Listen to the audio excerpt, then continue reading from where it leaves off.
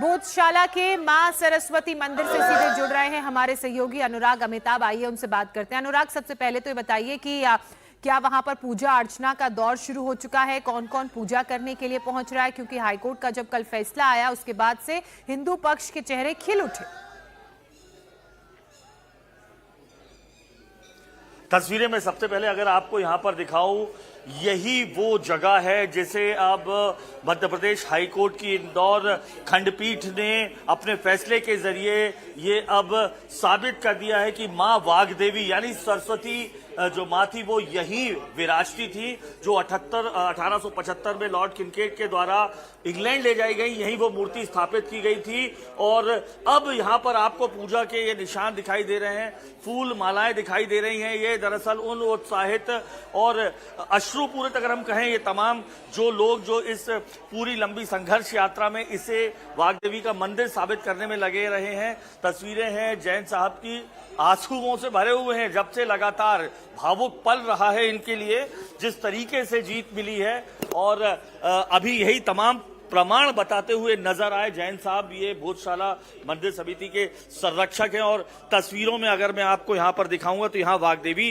विराजती थी। और तमाम जो ऐसे साक्ष्य हैं जिन वैज्ञानिक जांच और साक्ष्यों के दम पर ये साबित किया है, जिन्हें माना है अयोध्या फैसले को ध्यान में रखते हुए ये एएसआई की वैज्ञानिक सर्वे, उनकी फाइंडिंग्स, उनके साक्ष्य के आधार पर ये तय किया है इंदौर जो हाईकोर्ट है कि ये मंदिर है। हम खुद अब बात कर लेंगे जैन साहब से कि ऐसे कौन कौन से साक्ष्य है। सबसे पहले तो आपने कमल दल बताया जो अमूमन मस्जिदों में नहीं होता। कमल दल जी जी, ये तस्वीर है किसी मस्जिद में, मंदिर है। और हाईकोर्ट ने भी माना कि मस्जिद में मीनार होती है, यहाँ मीनार नहीं है, यहाँ गुम्बज है, मंदिर है। ऊपर जो बना हुआ पूरा मंदिर का ही हिस्सा बना हुआ है। जी जी, मैं आपको तस्वीरों में बहुत जल्द दिखाने की कोशिश करूंगा।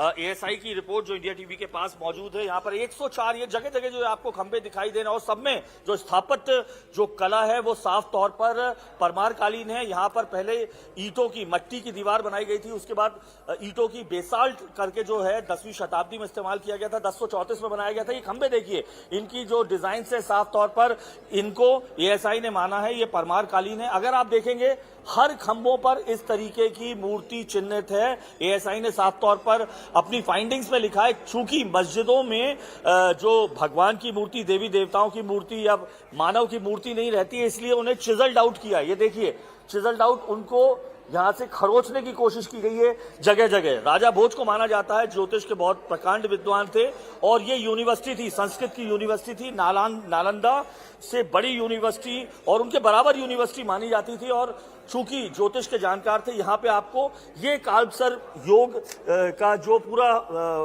पूरा मंत्र है ये स्थापित यहाँ पे दिखाई देगा तस्वीरों में। ये एक्सक्लूसिवली एएसआई की फाइंडिंग से साफ हुआ। और ये जो भाषा है अगर आप देखेंगे तो ये प्राकृत या पाली से मिलीजुली भाषा है। इन 104 खंभों की मैं यहाँ पर आपको बात कर रहा था, चारों तरफ आपको वो 104 खंभे और 92 से ज्यादा मूर्तियां मिलेंगी। अब आपको मैं तस्वीरों में दिखा रहा हूं जिन चूंकि वैज्ञानिक सर्वे के आधार पर ये पूरा का पूरा फैसला आया है।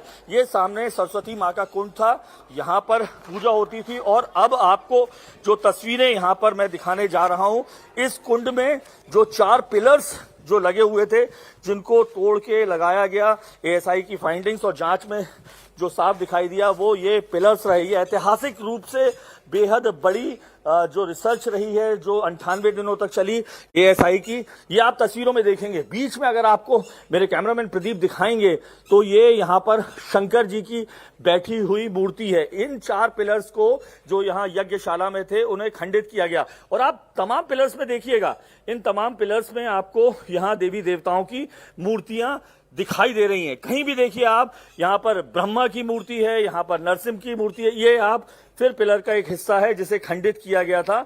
ये फाइंडिंग्स में साफ तौर पर नजर आया। यहाँ पर अगली मैं आपको दिखाऊंगा जहां से स्थापित होता रहा है कि दरअसल ये पूरी तरीके से 1035 में बना हुआ एक बड़ी यूनिवर्सिटी थी। ज्ञान, विज्ञान, भूगोल तमाम विषय पढ़ाए जाते थे।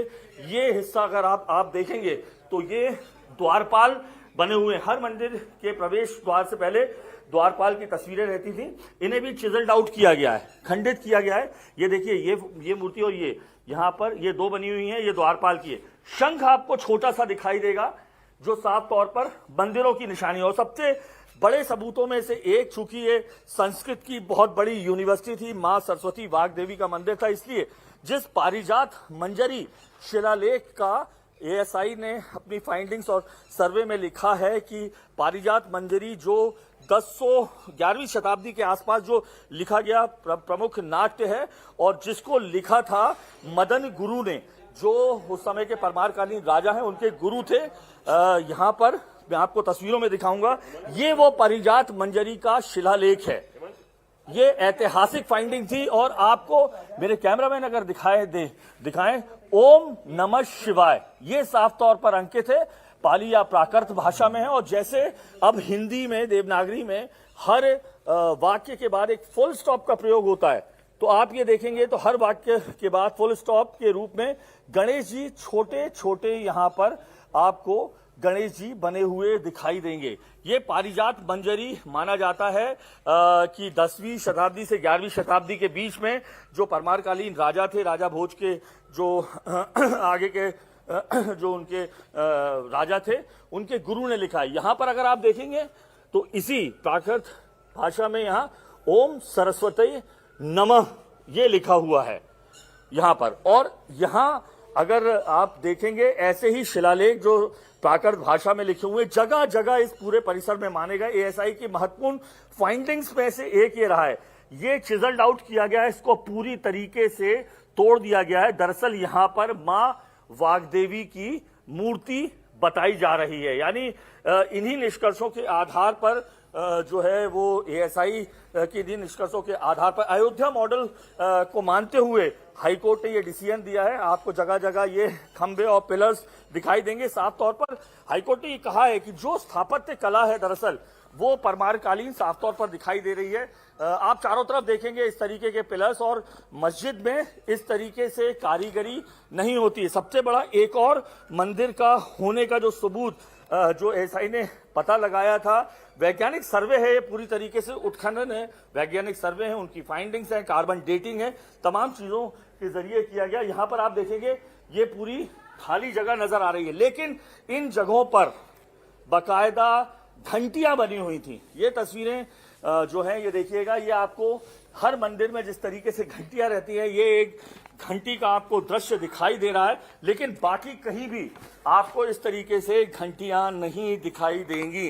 साफ तौर पर इन तमाम चीजों के चलते जो है 2003 का जो आदेश है एएसआई का, जिसमें नमाज की अनुमति भी दी गई थी और हिंदुओं को पूजा करने की अनुमति, उसे क्वैश किया गया है। आप हर खंबे में देखिए इस तरीके से जो 104 खंबे जो हैं, उनमें हर खंबे में कहीं ना कहीं जो उस जमाने की परमारकालीन जो स्थापत्य कला थी उसका नमूना है। मंदिर में किस तरीके से बनाया गया देवी देवताओं के हैं फोटो। ये शंख छोटे छोटे आपको यहाँ पर दिखाई देंगे। हर तरफ अगर आपको कहें तो इसी तरीके का जो तस्वीरें हैं, और वो सब चीज आपको यहीं पर मिली है। आप ये इस जगह पर बड़ी मात्रा में संस्कृत सीखने, तमाम जो ज्ञान विज्ञान की चीजें सीखने देश विदेश से आया करते थे, और इसीलिए इसे बड़ी ज्ञान की जो ये यूनिवर्सिटी कहा जाता था। अब एक और आर्कियोलॉजिकल सर्वे ऑफ इंडिया की जो फाइंडिंग्स में ये आप खिड़की देखिए, उस जमाने में किस तरीके से इस खिड़की को बनाया गया था। और बीच में अगर आप यहां पर आपको देखें तो ये गणेश जी की खंडित मूर्ति बताई जाती है। पूरी तरीके से इसे खंडित कर दिया गया। ऐसे ही एक दूसरा ये जो खिड़की है उसको भी मैं आपको दिखाने की कोशिश करूंगा जी। ये इसे भी यहाँ पर ये शंकर जी की बनी हुई ये मूर्ति है, इसे पूरी तरीके से खंडित किया गया है। अनुराग, आपने बहुत ही बताया जाता है विस्तार से हमें इस पूरे परिसर के बारे में बताया। आपने बताया कि किस तरह से यहाँ पर भगवान की मूर्तियां उकेरी गई हैं, नजर आ रही हैं, जो खंबे लगे हैं, अलग अलग खंभों में भगवान की मूर्तियां देख सकते हैं। इसके अलावा आपने शिलालेख दिखाया, आपने पारिजात मंजरी का भी हमें जिक्र किया, हमें दिखाया। तो कुल मिलाकर जो दर्शक भी देख रहे हैं इस बात को तो अच्छी तरह और भाली बातें समझ रहे हैं कि ये मंदिर ही है। इस जो बात कोर्ट से